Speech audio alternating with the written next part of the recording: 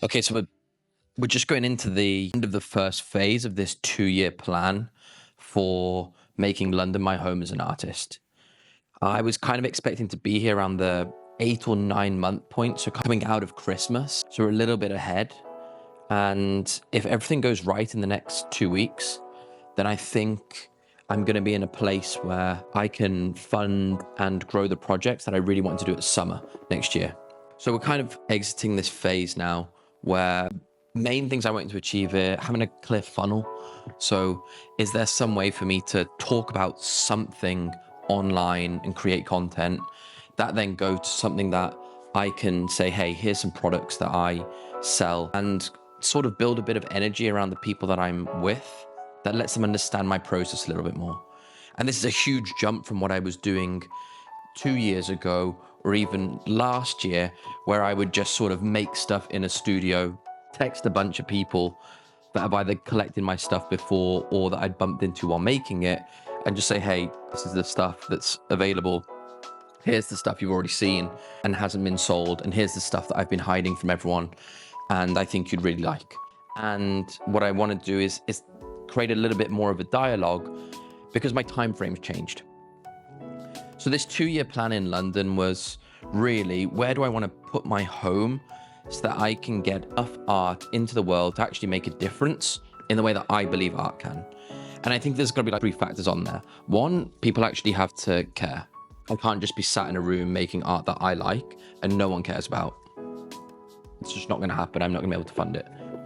The second is I need to be able to create relationships with people with the content I'm making, instead of just being this dude in a studio that turns up every now and again.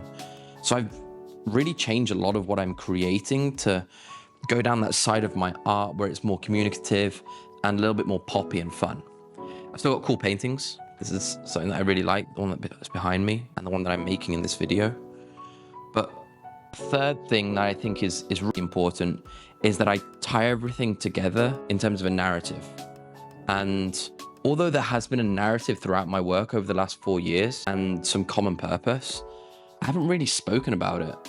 I haven't talked about it, and my writing on it has been very, very weak, to the extent that when I look back at it, it's not really clear what I was trying to say.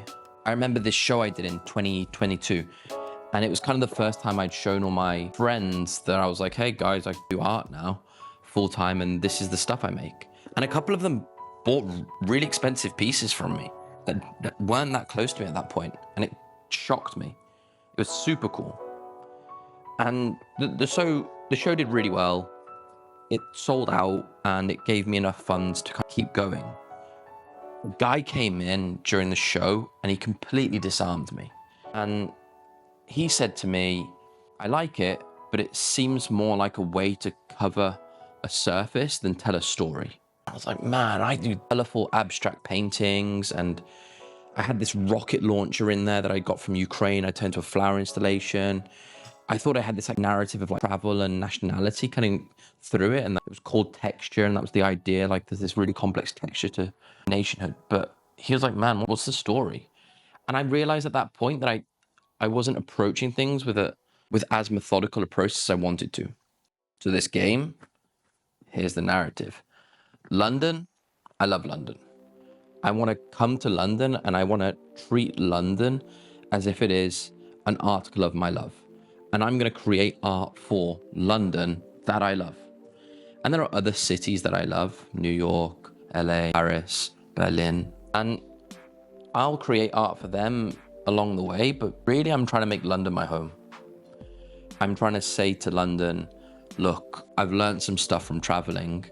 I've learned some cool things about how to make money and how to make art that makes money. Let's share my resources and my journey, and hopefully we can all do this together. And along the way, everyone else that's kind of art adjacent, in the fashion crowd, in the collectibles crowd, in just like a cool stuff crowd, that has never thought about collecting art, would hopefully see my stuff and be like, that's a cool thing. Whatever that guy's making, I want him to make more. Give me one of those things, go make more, weird dude. And I don't know how that's gonna pan out, but that's kind of where I'm at. So this next phase entail. We've got the funnel set up. done. I can now do things. It's not good. It's messy. My content is still incoherent, and I'm starting to get a bit better at it. Second thing, I need a little bit more of a systematic nature to putting things out. And third, I need some bangers. So this next phase is really around that. I've spent the first block getting everything set up so I can make stuff in terms of both internal process. That was really the first half. Can I make things consistently? Tick, we're there. We've got the funnel set up so I make things consistently and I make content about it. It's getting there. And the third thing is there's been a couple bangers along the way. Now this next phase is about making that engine just keep turning and turning. And I think that's what you're about to see, which is cool. So enjoy.